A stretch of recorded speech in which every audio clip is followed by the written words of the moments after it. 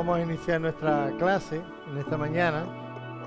La mayoría de ustedes saben, desde hace 2 domingos hemos estado considerando una serie de lecciones que pretendemos concluir hoy en esta mañana y que hemos titulado Los cristianos y la Navidad a la luz de la palabra de Dios.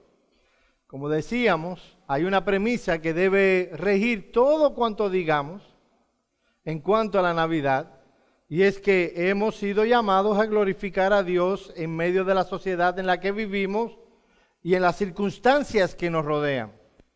No se nos pide que nos alejemos del mundo, y que nos amoldemos a sus normas y patrones, sino que glorifiquemos a Dios en el mundo. Es por eso que Jesús dice: oh Padre, no te pido que los quites del mundo, sino que los guardes del mal. Todo cuanto hagamos debe ser hecho con esta perspectiva en mente. No es primero la pregunta no es cuánto me conviene o qué es lo que yo deseo. Es esto que voy a hacer, ¿va a glorificar a Dios? Pablo dice en 1 Corintios 10:31 que si pues coméis o bebéis o hacéis otra cosa, hacedlo todo para la gloria de Dios. No hay nada que quede excluido de tu vida que debas preguntarte: ¿debo hacer esto para la gloria de Dios? No, eso está incluido, todo. Basándonos en esta premisa fundamental de la vida cristiana, la pregunta que nos hicimos un par de domingos atrás fue la siguiente: ¿qué podemos hacer en este tiempo de temporada navideña para glorificar a Dios en ese contexto? ¿Debemos rechazar completamente todo lo que tiene que ver con la Navidad o debemos más bien acomodarnos al espíritu de la época? ¿Cuál debe ser nuestra involucración como cristianos en todo esto? Mis hermanos amados, nosotros sabemos que hay muchas tradiciones conectadas con la Navidad, muchas tradiciones que forman parte de nuestra estructura emocional. Y parece que cuando hablamos de ciertas cosas de la Navidad, es como si nosotros estuviéramos haciendo bullying a un niño. Y no estamos haciendo eso, mis hermanos. Estamos considerando sin apasionamiento esta temporada. Nosotros decimos que somos siervos de Dios y que no nos pertenecemos a nosotros mismos. Por lo tanto, debemos levantarnos por encima de nuestras tradiciones. Debemos levantarnos por encima de nuestros sentimientos y recuerdos, por encima de la presión del mundo, e ir a la palabra y ver lo que enseña al respecto de cómo nosotros debemos comportarnos en diciembre, febrero, marzo, abril, todos los meses del año. Debemos orar como el salmista en el Salmo 119. Oh Señor, abre mis ojos para que me aparte de la vanidad y mi corazón se incline a la obediencia. Clamar por discernimiento para distinguir entre lo que es una adaptación en nuestra vida de lo que el mundo enseña y vivir como cristianos en esta temporada, o vivir como cristianos en esta temporada de Navidad. Hermanos, la Biblia nos manda a amar a Dios con todo el corazón y con toda nuestra mente. Y es aquí donde nosotros debemos tomar nuestras emociones y tradiciones a un lado y con nuestra mente juzgar lo que enseña la palabra de Dios. Como decíamos la semana pasada, Romanos 12, capítulo 2, dice que no debemos amoldarnos, no debemos ponernos en el molde del mundo, sino más bien que nuestro entendimiento crezca para que nosotros podamos comprender la buena voluntad de Dios, agradable y perfecta. Y fue con ese propósito en mente que iniciamos esta serie de lecciones con respecto a la Navidad. Porque muchas veces lo que necesitamos es primeramente información. Y empezamos nuestra serie con 4 hechos objetivos y concretos con respecto a la Navidad. A ver quién recuerda esos hechos concretos y objetivos. Me levantan la mano. El primer hecho objetivo. Allá, Douglas. La presión es uno de los obstáculos. Ese es uno de los obstáculos. Luego de los obstáculos, ya yo lo recapitulé, vimos 4 hechos. A ver. Ese fue el sermón. Exacto. Primer hecho objetivo. No hay un texto en la Biblia donde podamos implícita o explícitamente decir que se nos ordena celebrar la Navidad.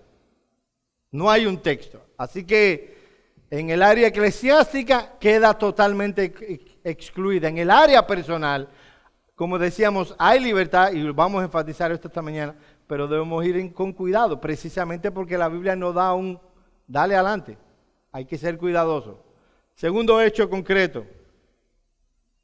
El primero, no hay ningún mandamiento, ninguna exhortación, ningún ejemplo en las Escrituras de recordar el nacimiento de Jesucristo por medio de una celebración.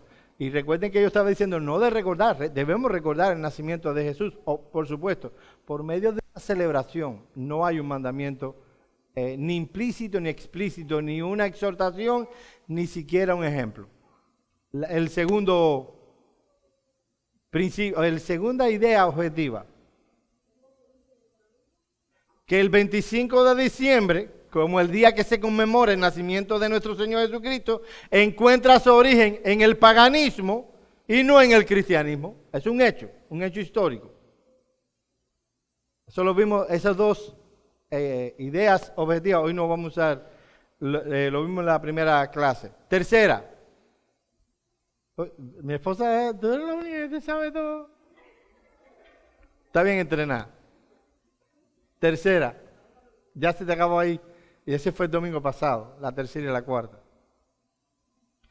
Mis hermanos, la forma en que generalmente se celebra la Navidad de nuestra sociedad es en esencia una celebración pagana, humanista, materialista y licenciosa. Y no voy a explicarlo porque tuvimos toda la...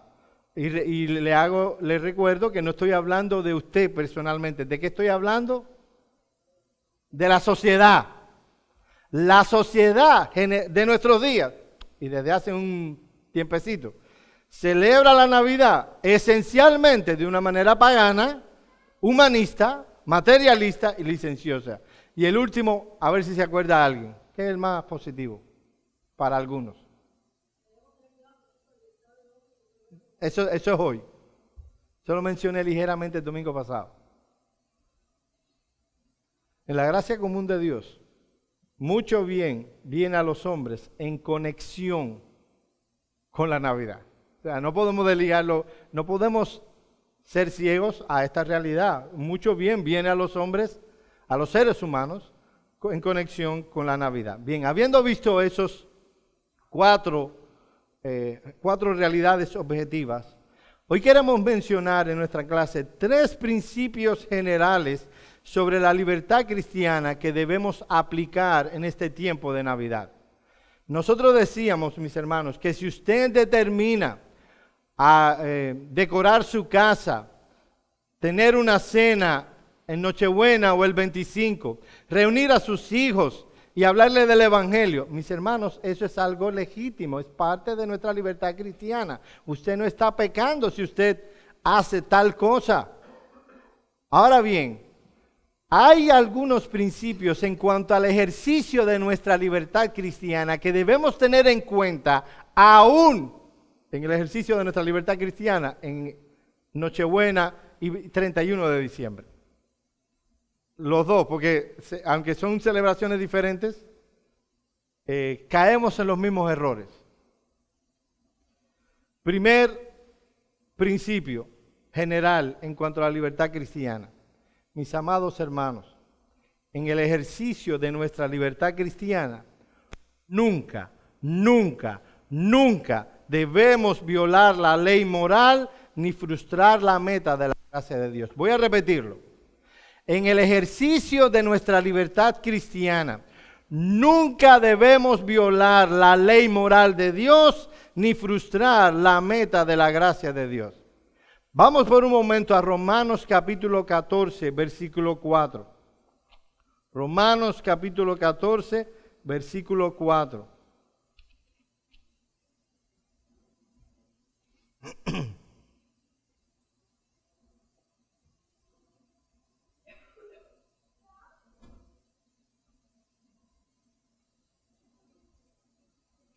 El contexto de este pasaje tiene que ver con la libertad cristiana y la libertad de conciencia.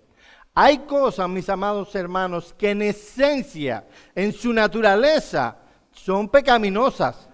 Por ejemplo, no hay debate en que robar sea un pecado.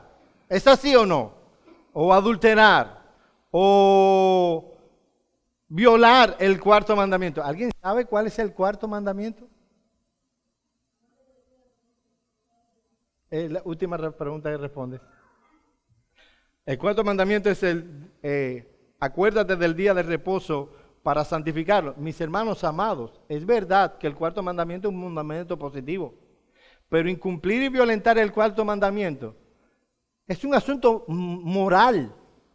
O sea, a ver, adulterio, sí. No, pero el cuarto mandamiento, no. Violentar el cuarto mandamiento debe ser considerado como un pecado tan grosero como el adulterio, el robo o el asesinato. Wow, Joel, qué declaración tan seria.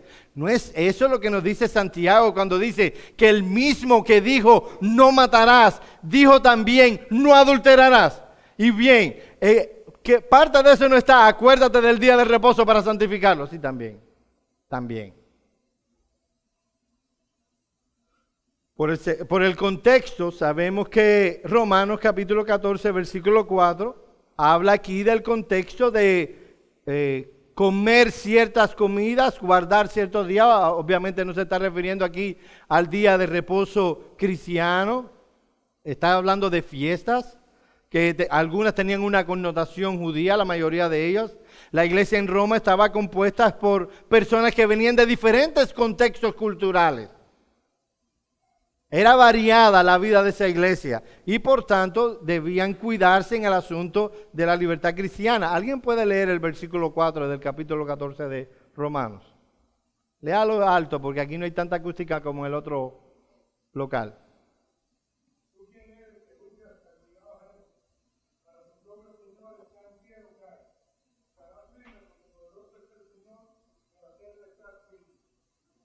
Ahí está. Muchos hermanos, aún después de la conversión, mantenían ciertos escrúpulos con respecto a ciertas comidas o a ciertos días. No había ningún problema, sin un contexto personal. Esas personas comían de esas comidas.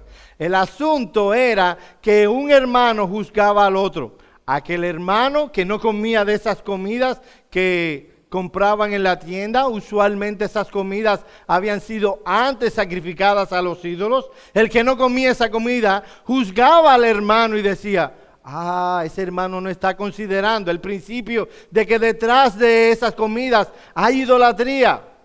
¿Qué hermano más malo? Que era la venta, ellos no iban a un templo a comprarla. Ellos iban a un lugar donde se vendía carne. Y se juzgaba. Y lo que está diciendo Pablo aquí, espérate un momentico, no seas tan rápido al juzgar la conciencia del hermano. Para el Señor Él está en pie o cae.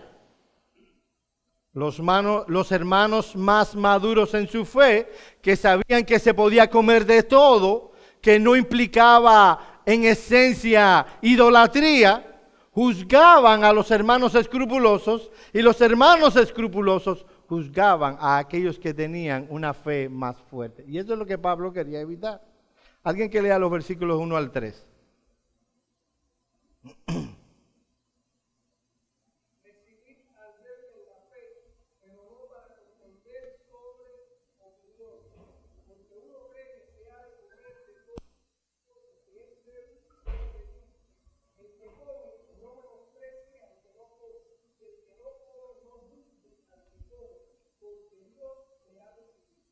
Dios recibió, es lo que está diciendo Pablo, a estos hermanos escrupulosos. No se juzguen los unos a los otros. Y mis hermanos amados, cuando yo hablo de no juzgar, no lo hago en el sentido que usualmente se usa en el evangelicalismo moderno.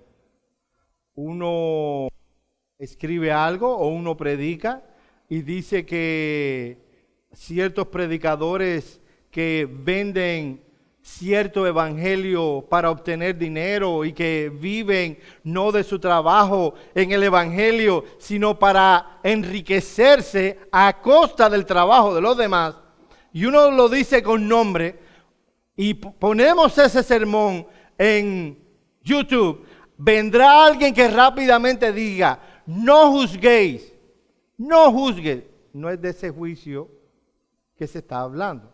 La Biblia nos manda a juzgar con justo juicio. La Biblia nos dice que por sus frutos los conoceréis. No, la Biblia nos enseña que debemos juzgar si alguien anda en la fe o no. Pero no es de esto lo que estamos hablando. Estamos hablando del estado espiritual de alguien por algo neutral. Alguien hace venta del evangelio. La Biblia condena tal cosa y no debemos apoyar a tales predicadores, sino que debemos denunciarlos. Pero si hay un asunto neutral, algo que no va en contra de la ley moral, y juzgamos al hermano basado en algo neutral, ahí sí estamos fallando. ¿Entienden la diferencia? ¿Están conmigo? Ahora bien, eso no significa, o sea, que tengamos libertad cristiana y libertad de conciencia y hacer uso de las cosas neutrales, o sea, aquellas que no están condenadas por las Escrituras. Eso no significa de que seamos libres para obedecer o no la ley de Dios. En el ejercicio de la libertad cristiana, nunca, bajo ningún concepto, debemos violar esa santa ley. ¿Por qué, mis hermanos amados? ¿Porque promovemos una moralidad cristiana? No, por lo que decíamos en la primera clase, nosotros hemos sido comprados por precio para glorificar a Dios en nuestra carne y en vuestro espíritu, los cuales, dice Pablo, que no sois vuestros, sino de Dios. Tu vida ya no es tuya, de hecho nunca lo fue, porque o eras esclavo del diablo y esclavo de tus pasiones, o ahora eres esclavo de Cristo. Y si eres esclavo de Cristo, entonces, mi hermano, tu meta es glorificar a Dios en todas las áreas de la vida. Ese es el propósito que está detrás de la ley de Dios. Alguien, por favor, que lea Romanos 13, 13 al 14. Mi hermano amado, ¿cuál es la gran meta del Evangelio? La gracia de Cristo. Vamos a leer Romanos 13, 13 al 14.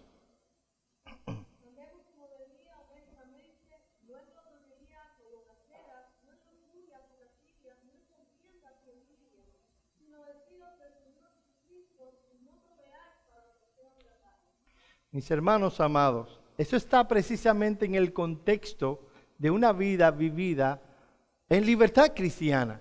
La libertad cristiana no significa que tengo la libertad para violentar la ley de Dios. Y Pablo es bien claro, andemos como debía,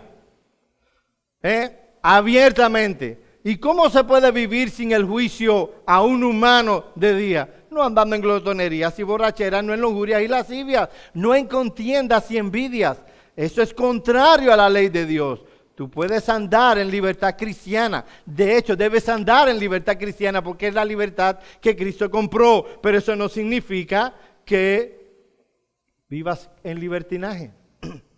Es por eso que Pablo en Tito 2 dice que la gracia de Dios se ha manifestado para salvación a todos los hombres.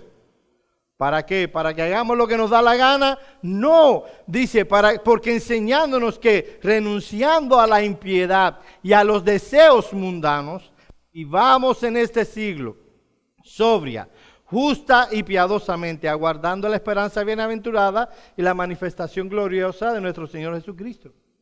Lo uno no quita lo otro, desechando nuestros deseos carnales y viviendo para la gloria de Dios. Es ahí la meta de la gracia de Dios. Mis hermanos amados, tristemente, ahora dentro de los reformados, ha comenzado a surgir un viento, no, porque ya lleva algunos años, de dos movimientos que generalmente estaban fuera del movimiento reformado. Por un lado, el antinomianismo. Reformados que piensan que la ley moral de Dios está fuera de la reforma, lo cual es anti-reformado, porque nosotros no inventamos no lo estoy diciendo porque tengan que ver con esto que estoy diciendo, pero la reforma no empezó con John MacArthur y John Piper. Llevamos siglos, desde el siglo XV, del siglo XVI, estamos en esto. Entonces, no lo inventamos nosotros. Y ahora vienen un grupo de personas que dicen ser reformados y se sientan inclinados al antinomianismo. El antinomianismo es que la ley moral de Dios no tiene ninguna relevancia en la vida de un creyente. Sí.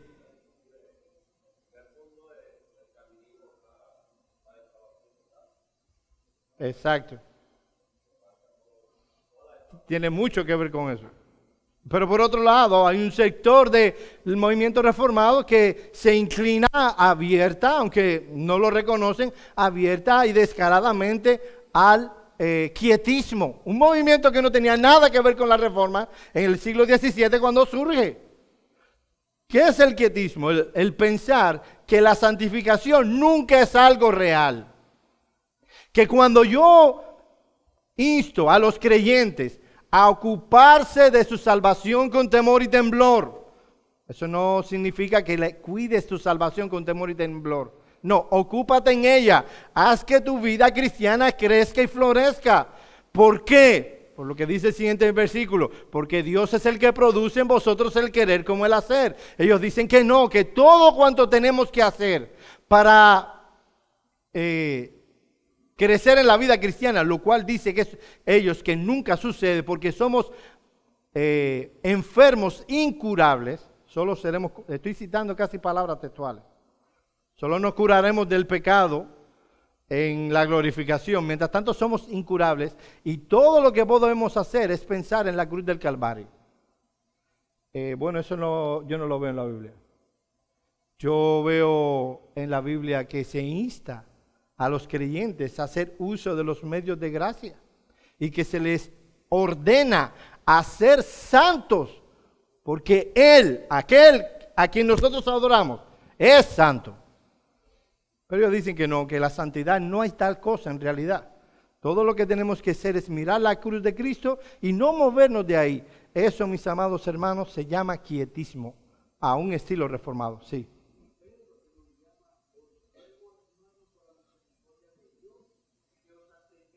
Correcto. De los deseos carnales que batallan contra el alma. Correcto. Ellos no te dirán, no, espérate, aquí no es que tú pecas. No, pero si tú unes la santificación con la justificación, ya tú fallaste completo. O sea, no es que nosotros no mantengamos la justificación por gracia por medio de la fe. Eso es un estándar inmovible. Pero cuando hablamos de la santificación, estamos hablando de una cosa que es consecuencia de la otra, de la justificación. Pero eso es para otra clase. Mi hermano amado, tenemos libertad como cabezas de familia, de tomar a nuestra familia, de decorar la casa, de hacer una comida el 24 y el 25. Hay libertad cristiana en eso, de sentarnos con nuestros hijos y hablarles del Evangelio. Hay libertad en Cristo para hacer tal cosa. Yo no he condenado esa práctica. Usted puede hacerla, yo la haré. Este año no tanto, pero usualmente me reúno con mis padres y hacemos esto que estoy hablando. Y nadie peca por hacer tal cosa. ¿Sabe lo que no podemos hacer? Lo que no podemos hacer es violar la ley moral de Dios. ¿Quieren que lo ponga en términos claros y prácticos? Nosotros no tenemos la libertad de venir a nuestros hijos y mentirles, diciéndoles, porque no es otra cosa que eso, que los regalos se los trae Papá Noel. O en su estilo más cristiano, los Reyes Magos. Eso es violentar la ley de Dios. ¿Por qué? Primero, porque es una violación del primer mandamiento. No tendrá dioses ajenos delante de mí. No. Pero yo nunca le he dicho a mis hijos que son dioses. No, pero enseña que se comportan como tales. Ellos saben si se portó bien tu niño o no. Ellos entran misteriosamente en tu casa cuando todo está cerrado. Y mis hermanos, mis padres me criaron y pecaron en ese sentido. Y yo no voy a repetir eso con mis hijas. Y yo me levantaba a las 5 de la mañana a ver los regalos que los Reyes Magos me trajeron. Hasta que me di cuenta que no eran los Reyes Magos. No podían venir los Reyes Magos a Cuba.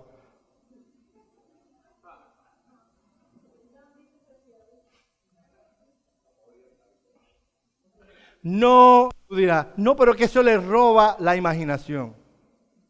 ¿Sabe lo que dice Dios por medio del profeta Jeremías acerca de aquellos que hablan y enseñan fruto de la imaginación de su corazón? Dice en estas palabras que Dios aborrece tal cosa. Entonces, estás violentando el primer mandamiento, tú lo estás haciendo en forma de...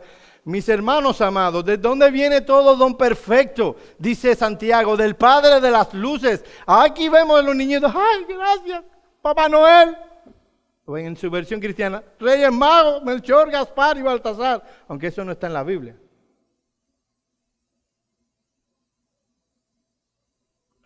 La Biblia dice que es el Señor el que está en Proverbios 15:3, que es el Señor el que está en todo lugar mirando los malos hechos y los buenos hechos de los hombres.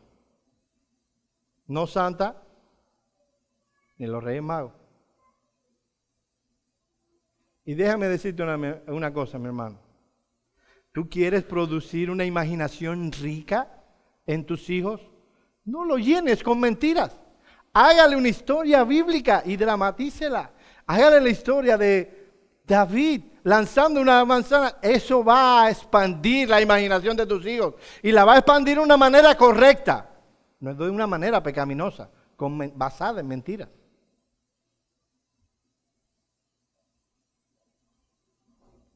Pero no solo la violación del primer mandamiento. Violamos el 9º mandamiento. Es una mentira. Es una mentira. Mis hermanos amados, Jesús dice, lo voy a hacer en forma de pregunta, ¿de quién dice Jesús que es el padre de mentira? De Satanás. Él es el padre de mentira. Cuando habla mentira, de lo suyo habla. Y hay un comentario de Hendrickson sumamente interesante al respecto. Dice, cuando miente Satanás, es original. Cuando no miente, cita o incluso plagia. Pero incluso entonces da un marco falso a las palabras tomadas, prestadas, a fin de crear una ilusión. ¿Recuerden ustedes a Satanás con Eva? Con que Dios os ha dicho, no comerás de todo árbol. Eso no fue lo que Dios dijo. Lo estaba citando mal. Con la intención de engañar. Concluye diciendo Hendrickson, siempre trata de mentir o engañar. Miren, déjenme decirle esto. Yo no tengo ningún problema que usted, esta es la semana que viene, no sé ni cuándo, inclusive se disfrace de Papá Noel, si quiere. Yo sería cuidadoso con eso. Siempre y cuando sus hijos sepan quién está delante. Siempre que ellos sepan que es su papá o su abuelo. Pero cuidado, yo estoy tratando de ser lo más flexible posible. Si ellos saben de quién se trata, mi hermano, disfrácese. A lo mejor será divertido. Yo lo haría con cuidado. Es de esas cosas que yo diría, vaya con cuidado, vaya despacio, porque a lo mejor él va a estar más ilusionado con Papá Noel que con cualquier otra cosa. Mi hermano, ¿cuál es la meta que usted tiene para con sus hijos? A lo mejor ellos tendrán otras metas, pero ¿cuál es la que usted tiene? Que ellos se deleiten en Jehová. Amén. Vaya con esas cosas con cuidado, sí.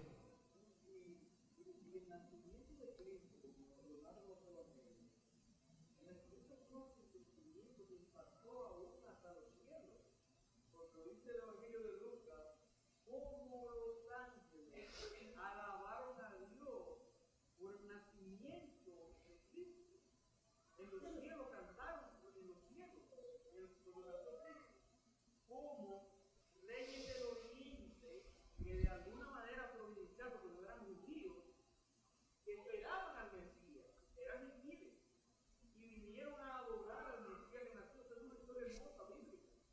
¿Entiendes? Se le puede escuchar. Y realmente el nacimiento de Cristo fue un acontecimiento histórico. Y aún, como decía, hasta los ángeles adoraron a Dios por eso. Porque el Salvador, el Redentor, venía al mundo. Y también hay otra realidad.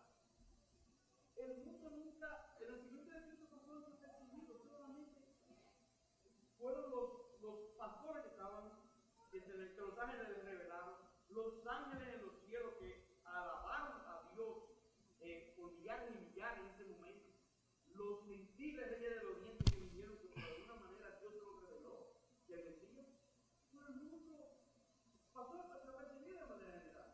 Y hoy en día la mayoría de la gente que guarda la Navidad no saben por qué no saben ni qué es la Navidad.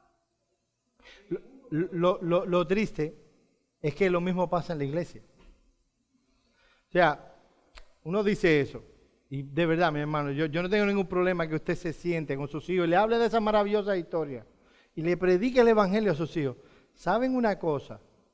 Que generalmente cuando se celebra la Navidad, se celebra con todo el paquete, con todito el paquete del mundo, incluyendo los reyes magos, los reyes que nos inventamos ahora, que no son ni siquiera eso, con Papá Noel y todo. Con Papá Noel y todo. O sea, no tiene ni que ver precisamente con la admiración que queremos que nuestros hijos tengan acerca del Redentor, que la segunda persona de la Trinidad vino, se tomó la naturaleza humana para morir en una cruz romana por nuestros pecados. No tiene que ver con eso. Si somos sinceros, no tiene que ver con eso. Tiene que ver con una fiesta más. Y creyentes, cuando los veo celebrando, me podrán decir todo lo que ellos quieran acerca de, el cumpleaños del niño Jesús. De verdad, cuando veo las casas de los creyentes, no tiene que ver con eso. No tiene que ver. Difícil, y conozco muchos creyentes que se sienten con sus hijos a predicarle el evangelio. Puede ser que un ratico, cuando están chicos, ya cuando son mayores, puede ser, pero en sentido general, no se hace eso, lo que se hace es comer mucho. Vamos a avanzar porque si no... El cuarto mandamiento. Volvemos ahí. No, Joel, pero mira, de verdad, ustedes no saben que cuando... no sé si saben, déjenme decirlo así, que hay iglesias que cierran. Si toca el 24 o el 25, si toca ese día, domingo, la iglesia cierra. Mis hermanos, ¿qué es eso? No es darle a una celebración una connotación completamente diferente de lo que debería ser. ¿Saben lo que han hecho? Y no me importa que me pongan dislikes en YouTube. Yo no vivo con eso. Es Dios el que está mirándome ahora. ¿Saben lo que han hecho con eso? Un ídolo. Han hecho un ídolo de eso. Tu libertad cristiana no debe ser violentada, debes vivirla, pero eso no significa que violentes la ley moral de Dios. Mi hermano amado, cuando toque próximamente el 24, Día del Señor, nosotros nos vamos a reunir aquí y vamos a adorar a ese Dios trino a quien amamos y servimos. Puede ser que en vez de 2 demos un tiempo y seamos sensibles y le demos un poco más de cobertura para que usted haga esto, se siente con su familia y recuerde que está celebrando el Día del Señor, aún en Nochebuena. O sea, usted puede decir el lunes, martes, miércoles, usted hace muchas cosas, jugar dominó, no hay ningún problema en eso. Pero si es domingo, recuerde que es domingo y que aún sigue siendo el cuarto mandamiento una ley moral. Así que lo puse lo más gráfico que pude. Miren cómo lo expresaron los autores de la Confesión de Londres de 1689. Aquellos que bajo el pretexto de la libertad cristiana practican algún pecado o abrigan alguna concupiscencia, pervierten el propósito principal de la gracia del Evangelio para su propia perdición y destruyen por eso el propósito de la libertad cristiana, el cual es que siendo librados de la mano de nuestros enemigos, podamos servir al Señor sin temor, en santidad y justicia delante de Él todos los días de nuestra vida. Aún el 24 de diciembre. Así que primero, en el ejercicio de nuestra libertad cristiana, recuerda no violentar la ley moral de Dios. Segundo principio, a ver. Bien. El segundo principio es el siguiente. En el ejercicio de nuestra libertad cristiana, en asuntos que pertenecen, oye esto, cada palabra está ahí puesta, no puesta al azar. En asuntos que pertenecen a la categoría de moralmente neutras, podemos dar expresión legítima a nuestra libertad en Cristo, tanto si participamos como si dejamos de participar. Si llego a la conclusión de que algo es moralmente neutro, que no está prohibido ni mandado en las Escrituras, mi participación en ello o mi no participación, ambas pueden ser expresiones legítimas de mi libertad cristiana. Yo les explicaba a ustedes que la libertad cristiana se maneja en el área eclesiástica de una manera y se maneja en el área personal de otra manera. Algunos quisieran que las dos se manejen de la misma manera. Pero cuando uno va a las Escrituras, no se manejan igual.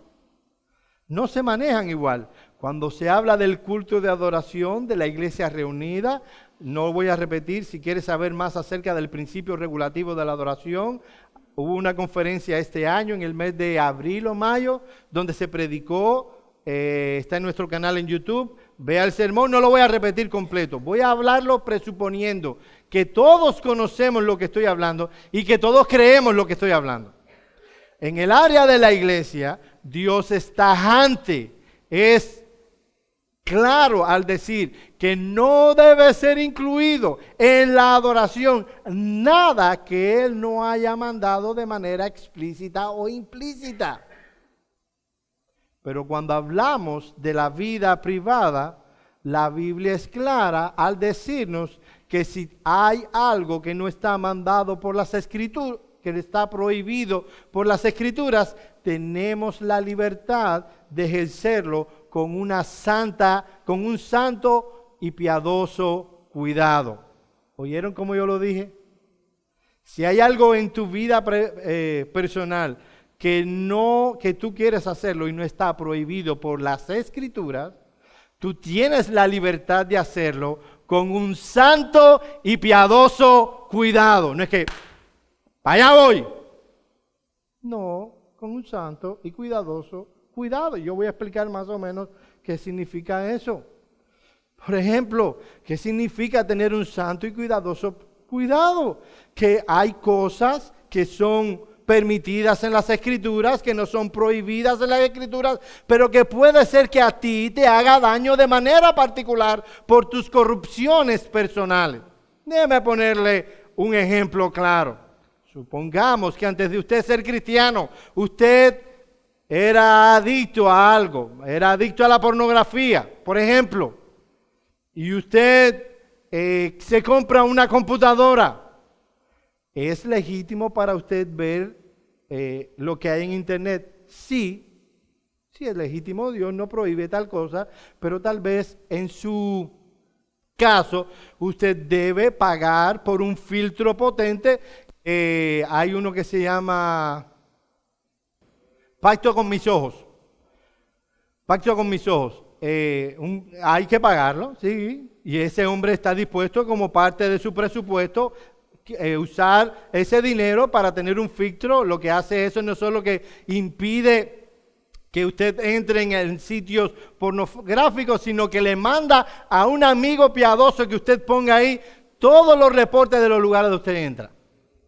Y eso le va a ayudar a usted a ser cuidadoso. ¿Usted tiene libertad en Cristo? Sí, pero de una manera piadosa y santa. Usted fue alcohólico antes de ser cristiano.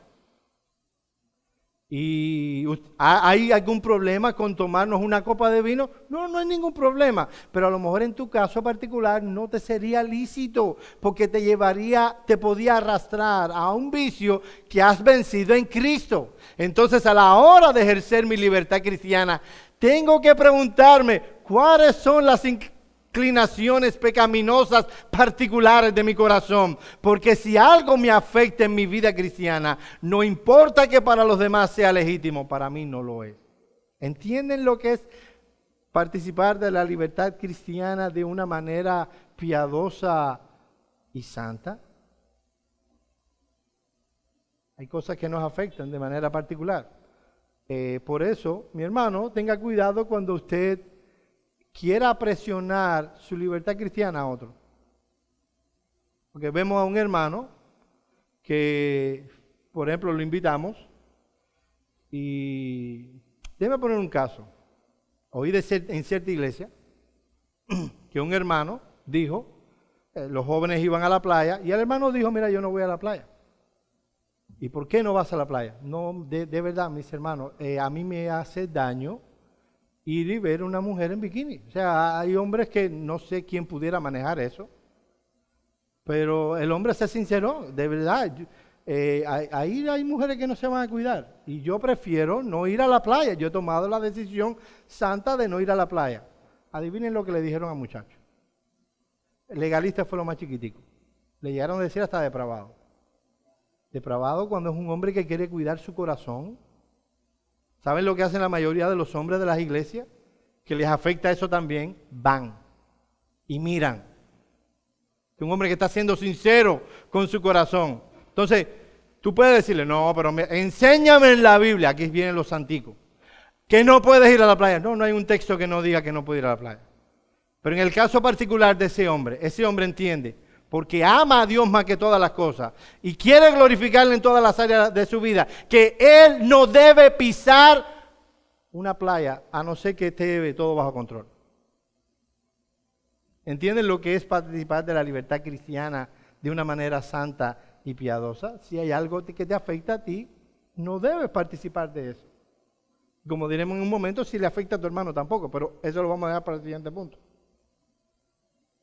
Algunos creyentes piensan que la única forma en que pueden manifestar su libertad en Cristo es haciendo todas y cada una de las cosas que Dios no ha prohibido, sin considerar si eso puede afectar la vida cristiana tuya. Es precisamente porque soy libre en Cristo que puedo decidir en cierto momento y por ciertas circunstancias restringir mi libertad y no participar de tales cosas. Es porque soy libre. Es porque soy libre. Te invita a sus hermanos. No hay ningún problema. Y me estoy arriesgando a que me den otro dislike. No hay ningún problema que usted se tome una cerveza. No lo hay, mis hermanos, de verdad. Ya hablamos de eso hace unos meses atrás. Ahora, ¿usted se imagina que usted invite a ese hermano que antes de ser cristiano fue alcohólico y de pronto usted le brinda una cerveza y el hermano le dice, no, mi hermano, no, yo creo que yo no debiera. ¿No tienes una Coca-Cola? No, toma cerveza, que es legalista. No, legalista no. Tenga cuidado no meter a los demás en su libertad cristiana. Pregunte. ¿Es para ti algún problema hacer esto? Sí, mi hermano, es algún problema hacer eso. Bien, ¿cómo debemos hacer aquellos que entendemos y que queremos vivir la libertad cristiana? No juzgar al hermano. Bien, hermano, tú sabes. No hay ningún problema en participar, no hay ningún problema en no participar. Lo mismo con estas celebraciones. Usted ha determinado con cuidado, usted no se va a lanzar con todo el paquetón. usted ha determinado decorar su casa con cuidado, usted ha determinado hacer una comida con la familia, aprovechar estos días de holidays para reunirse con su familia, comer con su familia, tener comunión con su familia y aparte de eso hablar del Evangelio, perfecto. No hay ningún problema en eso. Usted ha determinado hacer caso omiso de lo que está pasando en el mundo y no va a participar absolutamente en nada, mi hermano, usted es libre de hacerlo. Y los unos no deben juzgar a los otros. Tercer principio en el ejercicio de nuestra libertad cristiana. En el ejercicio de nuestra libertad cristiana, debemos tomar en cuenta en el bienestar no solo de nuestras almas, sino las almas de otros creyentes, incluso de los incrédulos. No solo debo preocuparme si eso me afecta a mí. Eso afecta la conciencia de tu hermano. Alguien que lea, por favor, Romanos 14, 21. Y otro que busque 1 Corintios 6, 12. Y el que buscó 1 Corintios 6, 12 me va a leer todo el paquetón de pasajes, así que se queda ahí. Romanos 14, 21.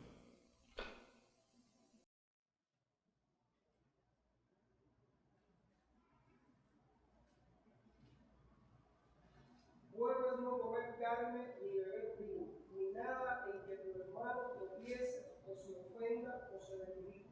Ahí está. ¿Hay algún problema? Ya lo trató anteriormente, de que tú puedas comprar carne, dice Pablo, y comerla en tu casa. Dice, come, sin preguntar. No por causa de tu conciencia, yo creo que lo vamos a leer ahora, sino por la conciencia del otro. Pero dice Pablo aquí, es bueno no comer carne.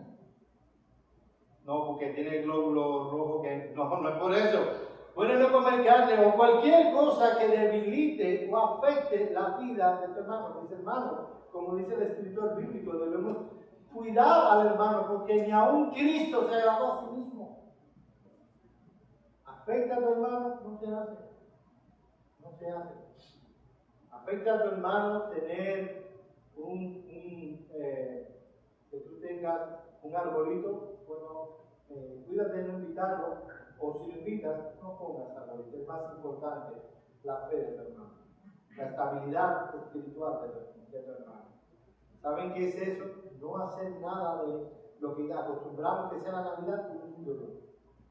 Un ídolo. O sea, cuando tú dices, y tu corazón se calienta porque estamos hablando mal del arbolito. ¿Sabes lo que puede ser que esté pasando? Has hecho de eso un ídolo. No estoy hablando de nada espiritual, no te estoy jugando. Estoy hablando de un que ya ni es árbol. O sea, porque ahora lo hacen de plástico. ¿Recuerdan lo de antes que hacían que dibujaban un pino y lo ponían? Ya ni eso. Aunque hay gente que compra pino. Pero en la mayoría de eso es plástico. En la mayoría de los casos, ¿ves? 1 Corintios 6, 12. ¿Quién lo encontró? A ver, Alex. Y te quedas ahí para que leas todo lo demás. Todas las cosas que son lícitas, mas no todas también. Todas las cosas que son lícitas, mas yo no me dejaré dominar de ningún. Ahí está. Todas las cosas, obviamente está hablando de lo neutral. ¿Me es lícito? ¿Me es lícito poner un arbolito en mi casa? Sí, siempre y cuando tú sepas lo que es. Ahora, yo no me dejaré dominar por ninguno. Si usted siente, mi hermano, y es aquí a donde yo quiero llegar, yo no estoy en contra del arbolito per se. Si usted siente, no, yo no puedo celebrar sin arbolito. Es que me siento que no soy ni cristiano. De verdad, eso. ¿No será que eso le está dominando? Dice, todo me es lícito, no todo conviene, no todo es conveniente. Para los demás, para mi propia alma, todo me es lícito. Mas yo no me dejaré dominar por ninguno. Que era lo que decíamos en la primera clase. Viva libre, libérese de las tradiciones. No de las tradiciones, libérese, disfrútela, si se puede disfrutar, si son correctas. Pero viva libre, viva la libertad que Cristo hizo libre. Léeme ahora el 8, del 4 al 9.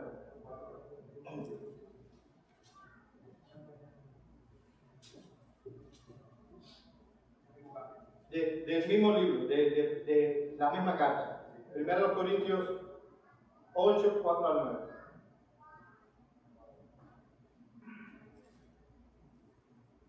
Si alguien lo tiene, lo puede leer. Acerca pues de las piedras que se sacrifican a los ídolos, sabemos que un ídolo nada es un ídolo, y que no hay más que un Dios. Pues aunque hay algunos que se llaman dioses, sea en el cielo o en la tierra, como hay muchos dioses y muchos señores, para nosotros, sin embargo, solo hay un Dios, el Padre, del cual proceden todas las cosas, y nosotros somos para Él, y un Señor, Jesucristo, por medio del cual son todas las cosas, y nosotros por medio de Él. Pero no en todos hay este conocimiento, porque algunos habituados hasta aquí a los ídolos comen como sacrificado a los ídolos y su conciencia, siendo débil, se contamina. Si bien la vianda no nos hace más aceptos ante Dios, pues ni porque comamos seremos más, ni porque no comamos seremos menos. Pero mirad que esta libertad nuestra no venga a ser tropesadero para los débiles, porque si alguno te ve a ti que tienes conocimiento, sentado a la mesa en un lugar de ídolos, la conciencia de aquel que es débil no será estimulada a comer los sacrificados a los ídolos, y por el conocimiento tuyo se perderá el hermano débil, porque en Cristo murió. De esta manera, pues, pecando contra los hermanos, e hiriendo su débil conciencia, contra Cristo pecado. ¿Qué es lo que está diciendo Pablo? Cuida la conciencia de tu hermano. ¿Qué cosa es un ídolo? Nada. ¿Hay algún problema con comer de esa carne? No, no lo hay. Pero no puedes hacer las cosas sin pensar en la conciencia de tu hermano. ¿Es débil tu hermano? Que por cierto, mis hermanos, todos somos débiles en algo. Todos. Tú eres fuerte en una cosa y en otro eres escrupuloso. A lo mejor en la Navidad no, pero en algo, nos vamos a topar aquí antes de la eternidad, en algo tú vas a descubrir que yo soy débil. Algo neutral estamos hablando. Que mi conciencia se hiere por eso. Y en eso yo soy débil. Y yo voy a descubrir en ustedes cosas que no, la Escritura no lo prohíbe, pero ustedes son débiles en eso. Todos tenemos algo aquí. No está hablando de los más espirituales y los menos. No, está hablando de débil en la fe en ese sentido. Y todos en algo tenemos algo en lo que somos débiles. ¿Qué dice el versículo 13? Por lo cual, si la comida de esa mi hermano ocasión de caer, no comeré carne jamás, para no poner tropiezo a mi hermano. Ahí está. ¿Qué es lo que hace un creyente? Eso le afecta a mi hermano. Comer carne. No, me voy a lechuga. Es lo que está diciendo Pablo ahí. Alguien que lea de 1 Corintios el 10, 23 y 24. Todo me es lícito, pero no todo conviene. Todo me es lícito, pero no todo edifica. Ninguno busque su propio bien, sino el de otro. ¿Qué dice? Todo me es lícito. Estamos hablando de lo neutral. Sí, pero no todo conviene. Todo me es lícito. Sí, pero no todo ¿qué? Edifica. La primera pregunta es no cuánto me voy a divertir. ¿Es esto edificante, mi hermano? ¿Va a ser edificante, mi hermano? Pero que ahora se me pasó la... Y el 31 al 33 de ese mismo capítulo. Si pues coméis o bebéis o hacéis otra cosa, hacedlo todo para la gloria de Dios. No seáis tropiezo ni a judíos, ni a gentiles, ni a la iglesia de Dios, como también yo en todas las cosas agrado a todos, no procurando mi propio beneficio, sino el de muchos, para que sean santos. Ahí está. Mis hermanos amados, y cuando tú dices no solo edifica, no solo estoy pensando en los hermanos de aún tus propios hijos. Tal vez alguna familia, el papá pueda disfrazarse, tal vez se pueda disfrazar de Santa Claus. Pero tú debes conocer a tus hijos. Y a lo mejor en el caso de tus hijos, ni se te debería ocurrir semejante idea. Porque no los va a edificar. Tú me dices, pero Joel, hasta planificar una comida yo debo pensarla a la edificación mía y de mi familia. ¿Qué tú crees de acuerdo a los versículos 31 al 33? Que sí. Que sí. Por eso Pablo insiste que sea vuestra palabra sazonada con sal, que sea edificante. aún en una comida, aún en un tiempo familiar. ¿No han visto ustedes esa familia que terminan la fiesta muy bien, pero empiezan muy bien y terminan muy mal? ¿Y por qué? Bueno, porque no consideran la manera en que se hablan. Ellos piensan que podemos decir en una fiesta todo lo que queramos. Hay personas que también, por ejemplo, que si están en Facebook, ellos pueden decir lo que quieran. Es una licencia para insultar a los demás. Tú eres un estúpido. Y no se dan cuenta que están escribiendo, que están pecando. Se piensa que porque están con los dedos y no con los labios, está bien, no hay ningún problema. Puedo llamarle estúpido. Bueno, el principio de no le dirás fato a tu hermano de Jesús, no le dirás estúpido, hueco, cabeza hueca, bueno para nada, incluye tu Facebook o lo que sea, Twitter,